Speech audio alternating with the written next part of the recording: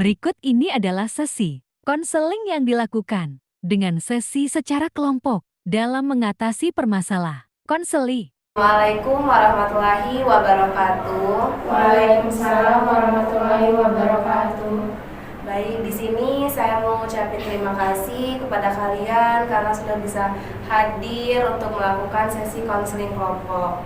Sebelum kita memasuki sesi kelompok, akan lebih baiknya kita berdoa dulu bersama-sama. Dan mulai.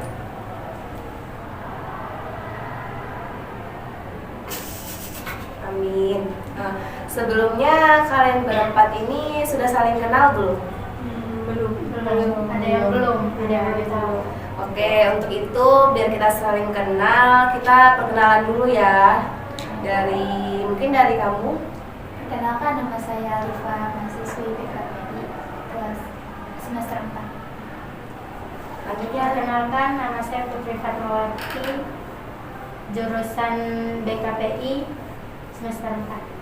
ya selanjutnya. Perkenalkan, nama saya Dinda Lardana Suci, mahasiswi BKPI semester 4.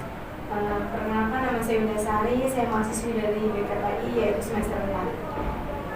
Oke, tadi kan sudah ada sesi perkenalan ya, sudah mengenal teman-temannya? Sudah.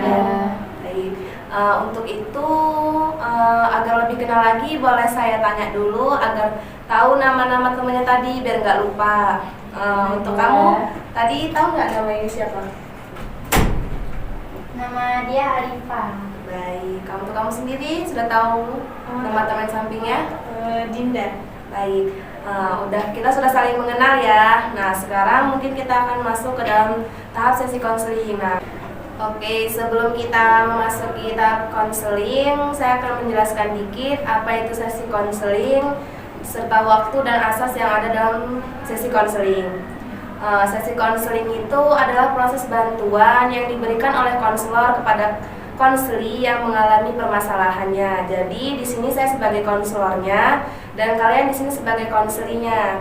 Nah, dalam sesi konseling kelompok ini memiliki waktu antara 60 sampai 90 menit. Bagaimana? Aku bisa dipahami? Bisa. Nah, selain itu dalam sesi konseling ini juga memiliki 3 asas. Yang pertama, asas kerahasiaan. Jadi nanti kalian akan menyampaikan permasalahan kalian. Kalian tenang saja, karena permasalahan itu tidak akan disampaikan kepada orang yang terlibat dalam permasalahan kalian. Yang kedua adalah asas keterbukaan. Nah, nanti kalian menyampaikan permasalahan kalian tidak perlu ragu, harus terbuka dan harus saling percaya. Yang ketiga adalah asas kesukarelaan. Jadi kalian datang ke sini membicarakan permasalahan kalian dengan sukarela tanpa ada paksaan dari siapapun itu. Baik, sudah dapat dipahami? Sudah. Nah, mungkin kita akan masuk ke tahap permasalahan kalian. Kita akan mengetahui permasalahan dari masing-masing kalian. Untuk itu mungkin dimulai dari saudari Alifa. Iya, jadi gini, saya itu kan punya teman. Terus saya itu sekarang lagi ada masalah sama dia. Jadi awalnya tuh waktu pas lebaran, saya itu kan janjian sama dia mau main sore. Tapi ternyata pas siangnya itu teman lama saya itu datang ke rumah dan dia bertamu. Tapi karena emang udah lama nggak ketemu, terus jadi ngobrolnya tuh jadi lama, terus sampai malam. Jadi teman saya, jadi saya secara nggak langsung jadi kayak nggak ngebatalin sih, tapi jadi kelamaan teman saya yang saya punya janji itu sebelumnya. Jadi dia marah sama saya dan sampai sekarang ini masih selek gitu, masih diem-dieman karena permasalahan itu. Baik. Untuk Putri, Sebenarnya masalah saya hampir sama dengan Alifa tentang pertemanan. Jadi waktu itu sekitar tahun 2022 kayak saya kan punya circle gitu pertemanan. Jadi saya itu tuh di sini kayak berperannya itu tuh sebagai yang sering ngajak mereka untuk ngumpul gitu loh. Jadi saya tuh selalu ngumpulin mereka, bisa nggak guys gitu, main bareng, ngumpul, kita kan udah lama nggak main bareng gitu kan. Terus tuh tapi dengan ya waktu yang mereka kan sibuk-sibuk gitu kan, jadi kayak kita tuh nggak ada waktu untuk ngumpul gitu loh. Jadi kayak apa ya, dari sayanya sendiri tuh, dan ada salah satu teman saya juga yang ingin juga kayak kita itu ngumpul-ngumpul gitu. Jadi sempatnya itu tuh cuman bisanya itu tuh yang ngumpul cuman saya sama teman saya yang satunya ini. Jadi yang 3 lainnya itu tuh mereka nggak bisa ikut gitu loh. Cuman di situ kan saya sendiri dan teman saya juga udah ngajak gitu kan ke mereka juga, tapi mereka emang nggak bisa. Jadi yang cuman saya sama teman saya yang satunya ini yang main kan berdua. Tapi kita tuh kayak dituduh kayak, kok kalian nggak pernah sih ngajak kami main lagi gitu, kayak malu ya mainan sama kami lagi gitu. Padahal kami tuh udah sering gitu loh main ngajak mereka gitu di grup kan, ayo kumpul gitu. Tapi merekanya ya alasannya nggak ada waktu lah, lagi di kosannya lah. Terus tuh jadi dengan masalah sekecil itu tuh kayak menjadi besar gitu loh. Jadi kayak kami orang nggak pernah lagi berkomunikasi gitu di grup. Oke. Untuk saudari Dinda bisa dijelaskan permasalahannya? Baik, permasalahan yang saya alami ini sulit mengontrol emosi. Contohnya, saya selalu memiliki permasalahan di dalam kosan, contohnya dengan teman kamar saya sendiri. Pendapat kami itu sulit disatukan, banyak yang bertolak belakang karena mungkin kami ini egonya sama-sama tinggi gitu. Baik. Untuk saudari Dinda bisa jelaskan permasalahannya? Kalau saya ini Kak, permasalahannya kayak kalau presentasi itu kayak kurang percaya diri gitu. Apalagi kita kan kuliah ya, terus kalau presentasi itu kayak kita disuruh presentasi, ke bawahnya selalu gugup aja di depan kelas itu, sampai kadang itu kayak keringat dingin kayak gitu. Jadi kayak menurut dia tuh kayak ngebebanin banget sih kayak gitu. Tadi kita udah tahu permasalahan dari teman-teman. Nah, kita akan mengangkat satu permasalahan nih yang akan kita diskusikan. Menurut kalian, kalau permasalahan Winda yang diangkat bagaimana? Boleh? Boleh. Untuk Winda coba bisa jelasin permasalahannya. Jadi begini Kak, saat ini saya itu orangnya kurang percaya diri. Nah, kayak kalau presentasi di kelas gitu kan, saya tuh kayak ngerasa takut, terus gugup gitu kan, mau ngomong gitu kayak sampai saya tuh tangannya tuh keringetan kayak gitu loh Kak. Oh, jadi kamu ini kurang percaya diri saat di kelas gitu. Nah, apakah rasa takut atau gugup itu cuman kamu rasain ketika kamu maju ke depan saat presentasi? Enggak sih Kak, saya tuh kayak ini tuh kayak kalau mau jawab pertanyaan misalnya gitu ya dari dosen. Nah, saat itu duduk gitu, terus saya tuh nggak berani, kayak takut salah gitu loh Kak. Terus ketika kamu tidak percaya diri nih, apa nih yang kamu lakuin? Ya, saya hanya bisa diam saja sih Kak. Daripada saya malu gitu kan di depan teman-teman gitu, gugup, mendingan saya hanya bisa diam aja di depan. Baik, oke, tadi kamu bilang kamu hanya bisa diam gitu. Apakah dengan cara seperti itu kamu merasa nyaman? Tidak sih Kak, dengan cara seperti itu saya tidak nyaman. Baik, apakah kamu sendiri tidak ingin mengubah sikap itu? Kayak pengen percaya diri, kamu hanya akan ada di kondisi seperti itu terus? Atau kamu sendiri tadi kan bilang kalau kamu di posisi itu tidak nyaman, terus kamu sendiri harus gimana?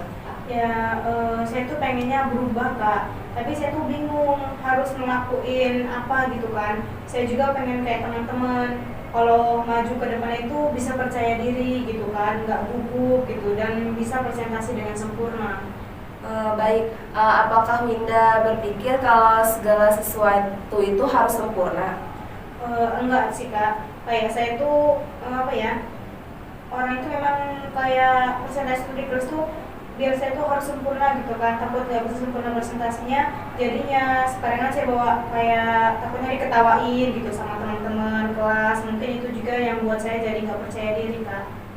Baik, sebenarnya di sini Winda udah tahu ya masalah Winda sendiri. Nah, kayak takut presentasi, terus jawab pertanyaan dosen. Nah, karena takut salah nih ya, jadi nggak percaya diri. Tapi di sini Winda ingin mengubah itu semua nggak? Dengan coba melakukan yang terbaik gitu? Sudah pernah dilakukan belum? Belum sih, Kak. Oke, sekarang apa nih tindakan sementara yang bakal Winda lakuin? Ya, pasti saya akan berlatih gitu, kayak pahami dulu materi yang bakal saya presentasiin nantinya gitu kan. Terus saya akan berpenampilan rapi dan berdoa agar saya lebih percaya diri lagi. Oke, nah Winda udah tahu kan permasalahan Winda ini nih apa. Terus Winda sendiri udah tahu nih cara gimana agar Winda saat presentasi di kelas itu tidak merasa gugup. Nah, saran dari saya juga, Winda bisa ngelakuin ini di kosan. Kayak sebelum Winda presentasi, Winda latihan dulu di depan kaca. Nah, itu Winda bisa lakukan di kos atau di mana gitu. Nah, jadi sebelum Winda presentasi, Winda udah percaya diri, udah merasa percaya diri dan gak bakal gugup lagi di depan kelas. Iya, Kak. Ya, nanti saya coba untuk latihan di kosan. Jika ingin presentasi besoknya, pasti malamnya saya akan latihan dulu di kosan seperti itu, Kak. Baik, dilihat dari kasus Winda tadi, apakah teman-teman ada yang ingin memberi saran kepada Winda? Izin, Kak.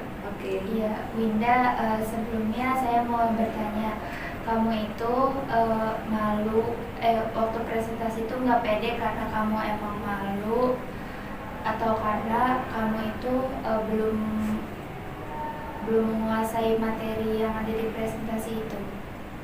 Pertamanya sih memang malu nggak tahu kenapa itu tiba-tiba malu itu muncul aja gitu kan. Iya. Keduanya ya memang kadang saya tuh kurang matang dalam memahami materi presentasi itu juga bisa menyebabkan saya timbul malah jadi tambah malu gitu, takutnya ya nggak bisa jawab ini, nggak bisa jawab itu, grogi, lebih ke grogi juga kayak. Iya, berarti izin ya, saran dari saya mungkin sebelum presentasi itu kamu harus persiapin dulu materi yang mau kamu bahas, apa aja yang mau kamu bicarakan, poin-poinnya itu yang penting kamu tuh paham. Jadi ketika kamu berargumen di depan, kamu bicara di depan, terus misalnya ada teman-teman yang bertanya, kamu bisa menyiapkan jawabannya gitu. Saran dari saya.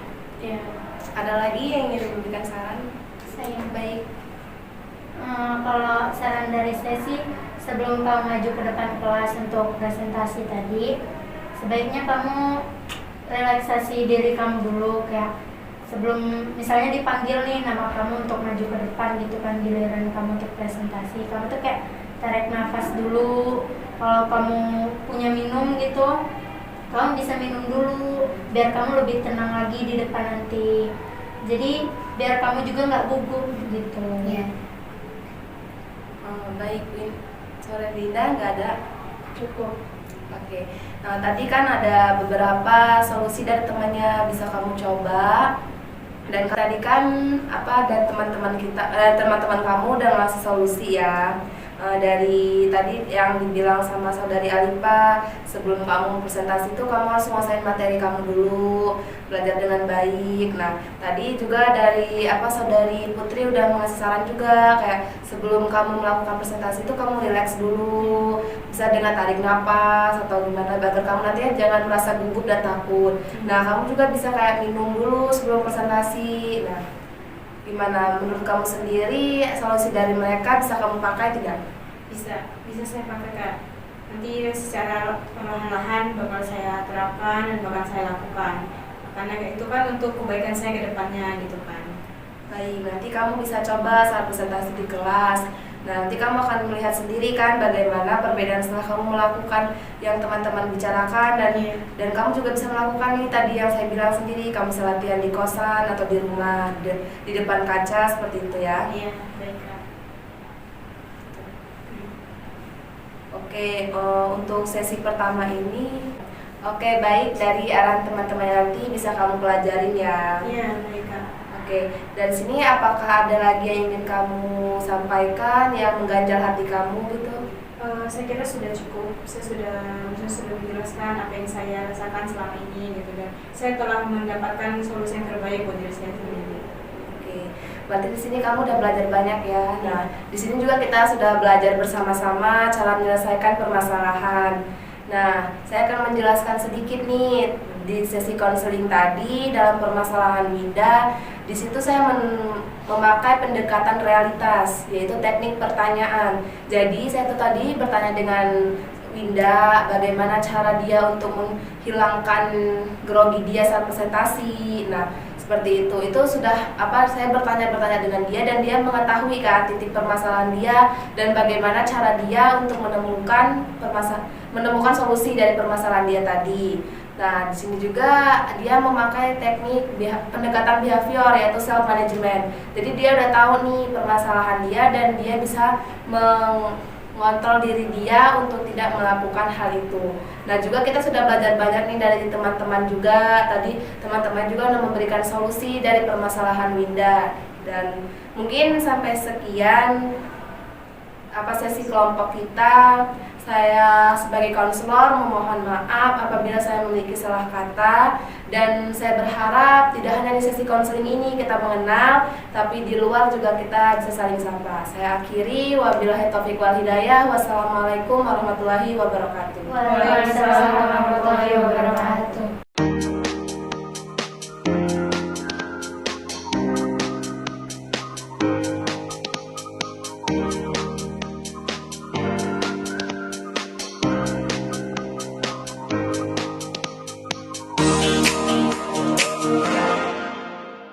Tahapan saya apa dulu? Nah, berarti saya